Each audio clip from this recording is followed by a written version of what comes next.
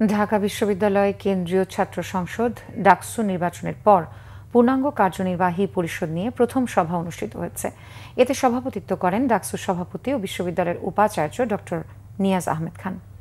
সকালে উপাচার্যের কার্যালয়ে এই সভা অনুষ্ঠিত হয়। এতে সদ্য নির্বাচিত সহসভাপতি সাদিক কায়েম ও সাধারণ সম্পাদক এস.এম. ফরহাদ সহ পরিষদের অন্যান্যরা উপস্থিত ছিলেন।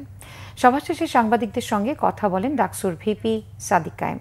এ সময় নির্বাচনী প্রচারণার মতো এখনও ডোর টু ডোর শিক্ষার্থীদের কাছে যাবেন বলে জানিয়েছেন তিনি।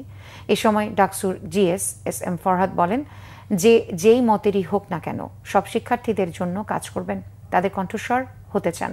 স্বল্প সময়ের মধ্যে সব সদস্যদের জন্য 1 বছরের নির্বাহী পরিকল্পনা প্রস্তুত করা হবে। জানান সিনেট ভবনে সিন্ডিকেট সদস্য হিসেবে 5 জনকে পাঠানো হবে।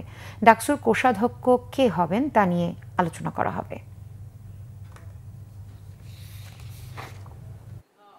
আমরা যারা নির্বাচিত হয়েছি আমরা বারবার বলছি আমরা নেতা না, আমরা সবাই প্রতিনিধি।